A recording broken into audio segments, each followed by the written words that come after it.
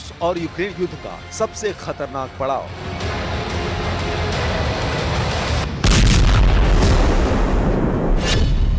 Ukraine में उठेगी तबाही की नई लहर।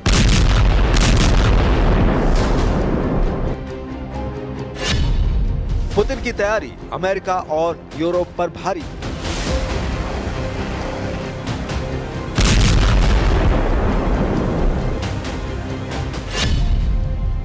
वॉर जोन से आई नए महासंग्राम की आहट।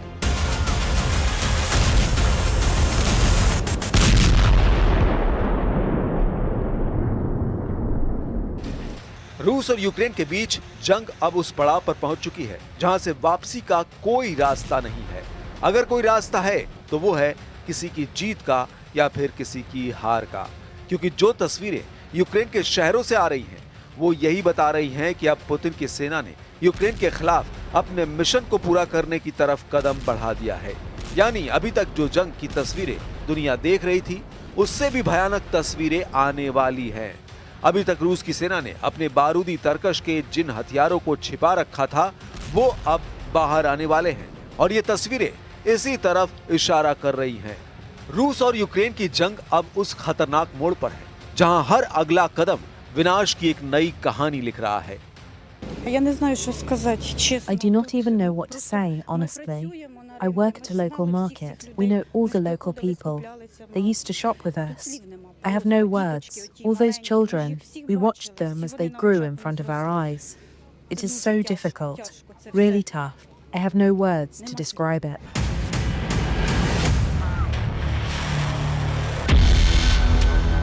पुतिन की सेना अब सिर्फ फ्रंट लाइन पर नहीं बल्कि सीधे यूक्रेन के दिल पर वार कर रही है।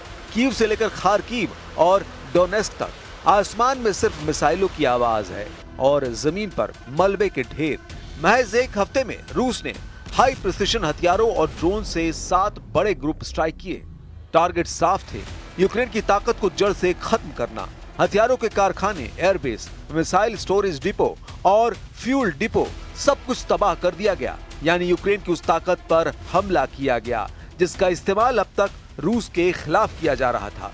इसी बीच रूस ने एक और बड़ा दावा किया है। रक्षा मंत्रालय के मुताबिक 23 से 29 अगस्त के बीच रूसी सेना ने डोनेस्क और निप्रोपेट्रोवस्क में 6 नई बस्तियों पर कब्जा कर लिया। इसका मतलब है कि धीरे धीरे रूस यूक्रेन के नक्शे से गांव और कस्बे मिटाता जा रहा है। ये सिर्फ इलाकों पर कब्जा नहीं बल्कि मनोवैज्ञानिक दबाव भी है, क्योंकि हर बस्ती पर कब्जे के साथ यूक्रेन के लोगों में डर गहराता जा रहा है। लेकिन यूक्रेन भी चुप नहीं है। रूसी हमलों के कुछ ही घंटों बाद जेलेंस्की की सेना ने रूस के ब्रांस्क क्षेत्र में एक डीजल फ्यूल डिस्ट्रीब्यूशन स्टेशन को उड़ा दिया। ये वही स्टेशन था जो रूस के सैनिकों को ईंधन सप्लाई करता था। यूक्रेन का संदेश साफ था, अगर रूस हमारी सप्लाई लाइन तोड़ेगा तो हम भी रूस की सप्लाई लाइन को निशाना बनाएंगे। फिर भी जंग का पलड़ा भारी दिख रहा है रूस के पक्ष में। वजह साफ है, पोक्रोवस्क दिशा। यहाँ रूस ने करीब 1 लाख सैनिक तैनात कर दिए हैं। हथियारों का जखीरा जुटा लिया गया है और यूक्रेनी खुफिया रिपोर्टों के मुताबिक रूस जल्द ही इस दिशा में सबसे बड़ा जमीनी हमला कर सकता है।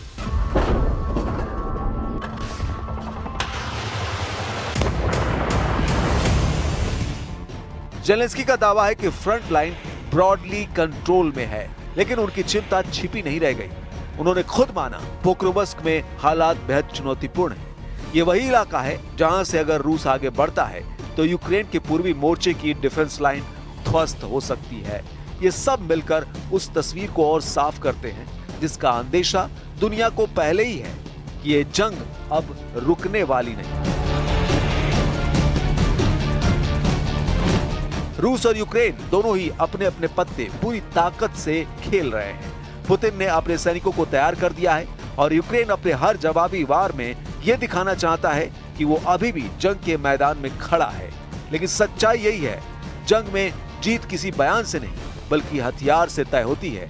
और इस वक्त रूस के हथियार, रूस की ताकत, रूस की रणनीति सब यूक्रेन पर भारी पड़ रही है। आने वाले दिन इस संघर्ष को और भी भयावह बनाएंगे, क्योंकि अब तक जो बम गिरे वो सिर्फ शुरुआत थी।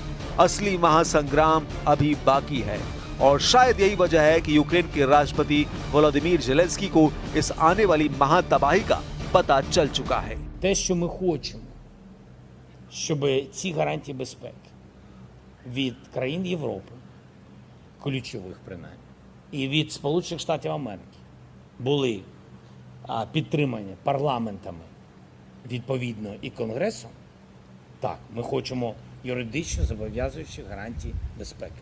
Ми не хочемо Будапештський меморандум. Ми не хочемо Мінські угоди. रूस और यूक्रेन की इस भीषण जंग में अब सबसे बड़ा सवाल उठ रहा है, यूरोप और अमेरिका की भूमिका कहां है? क्या पश्चिम ने यूक्रेन को अकेला छोड़ दिया है? पिछले एक हफ्ते में कीव पर हुई बमबारी ने पूरे यूरोप को झकझोर दिया, लेकिन यूरोपीय देशों की प्रतिक्रिया महज बयानबाजी तक सिमटी रही। ब्रिटेन ने रूस के राजदूत को तलब किया, फ्रांस ने गंभीर चिंता जताई, जर्मनी ने गहरी निंदा की, लेकिन जमीन पर कोई ठोस कदम नहीं उठाया गया। न सैन्य हस्तक्षेप, न कोई प्रतिबंधों की कड़ी, न ही रूसी तेल गैस पर कोई ठोस पाबंदी। नतीजा साफ है, यूरोप इस युद्ध में सिर्फ तमाशबीन बनकर रह गया है। ट्रंप के अमेरिका की स्थिति और भी अजीब है। व्हाइट हाउस की बजाय ट्रंप की पॉलिटिक्स इस जंग पर हावी है। ट्रंप खुद कह रहे हैं, I am not surprised, not happy, लेकिन ये नॉट हैप्पी यूक्रेन की रक्षा नहीं कर सकता। ट्रंप बार बार दावा कर रहे हैं कि अगर वो सत्ता में होते तो रूस यूक्रेन की जंग 24 घंटे में खत्म कर देते।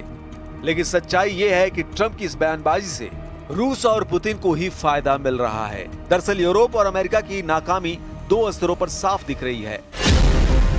पहला, सैन्य मोर्चे पर यूक्रेन लगातार हथियारों और गोला बारूद की कमी से जूझ रहा है। यूरोपीय देश वादा करते हैं, लेकिन डिलीवरी देर से होती है।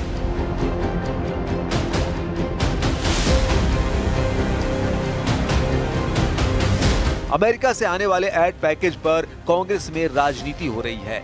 यही वजह है कि ज़ेलेंस्की बार-बार कानूनी सुरक्षा गारंटी की मांग कर रहे हैं।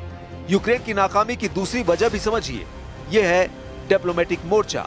पश्चिमी दुनिया रूस पर दबाव बनाने के लिए पूरी तरह नाकाम रही है। पुतिन लगातार हमला कर रहे हैं, नए-नए इलाके कब्जा कर रहे हैं और यूरोप की चेतावनियों को खुलेआम नजरअंदाज कर रहे हैं।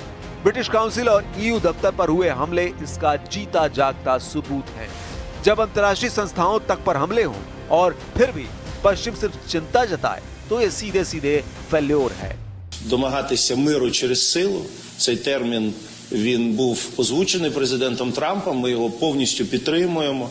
Неможливо сьогодні щось робити без припинення вогню. І те, що сталося минулої ночі, це є фактом. Я мав можливість навіть продемонструвати пану Віткафу фото, що сталося, руйнування, загибель наших людей. Також ми говорили про те, що ми працюємо з нашими американськими і європейськими партнерами над гарантіями безпеки. Це дуже важливо, і без них неможливо дивитися вперед. І сьогодні Україна і українці, безумовно, потребують дуже чітких і дуже сильних гарантій безпеки. І саме про такі гарантії безпеки ми говоримо.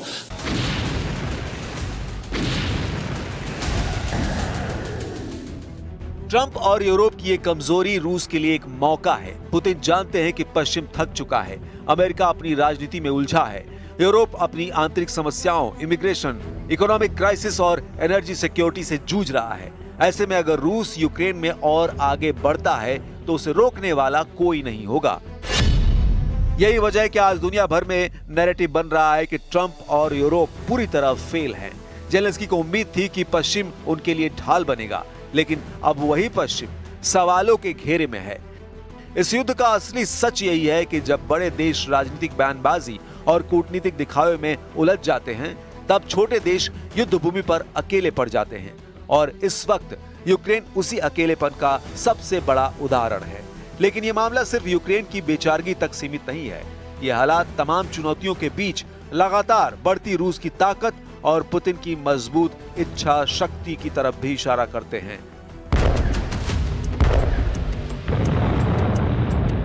रूस यूक्रेन युद्ध के इस लंबे संघर्ष में एक सच्चाई अब साफ दिखाई दे रही है।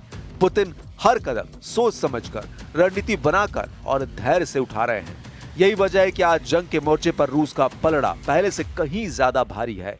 पुतिन की सबसे बड़ी ताकत है उनका धैर्य और विजन। उन्होंने न तो युद्ध में जल्दबाजी दिखाई और न ही अपने संसाधनों को एक झटके में झोंक दिया, बल्कि उन्होंने यूक्रेन को धीरे धीरे थकाने की रणनीति अपनाई। एक तरफ रूस लगातार नई बस्तियों पर कब्जा कर रहा है, दूसरी तरफ वो अपनी ताकतवर मिलिट्री इंडस्ट्रियल मशीनरी को एक्टिव कर चुका है। रक्षा मंत्रालय की रिपोर्ट के मुताबिक सिर्फ पिछले 6 महीने में रूस ने मिसाइल और ड्रोन प्रोडक्शन में 40% तक की बढ़ोतरी कर दी है। इसका मतलब साफ है, जितना ज्यादा युद्ध लंबा चलेगा उतना रूस को फायदा होगा। यही वजह है कि पुतिन अब हर मामले में हाई प्रिसिशन हथियारों और ड्रोन का इस्तेमाल कर रहे हैं। दूसरी ताकत रूस की ऊर्जा राजनीति। यूरोप ने रूस से गैस और तेल खरीदना बंद करने की कोशिश की, लेकिन सच ये है कि रूस ने नए बाजार ढूंढ लिए। चीन, भारत और एशिया के कई देशों में रूसी ऊर्जा की खपत लगातार बढ़ रही है। नतीजा ये कि रूस की अर्थव्यवस्था न सिर्फ टिकी हुई है, बल्कि उसके पास युद्ध को लंबा खींचने के लिए पैसों की कमी नहीं है। पुतिन की तीसरी ताकत है उनका घरेलू मोर्चा। जंग लंबी खींचने के बावजूद रूस के अंदर पुतिन की पकड़ ढीली नहीं पड़ी। सरकारी आंकड़ों और पश्चिमी खुफिया रिपोर्टों के मुताबिक रूस ने पुतिन के समर्थन का ग्राफ 70% से ऊपर बना हुआ है। यही कारण है कि पुतिन अपने हर बड़े फैसले में बिना दबाव के आगे बढ़ पा रहे हैं।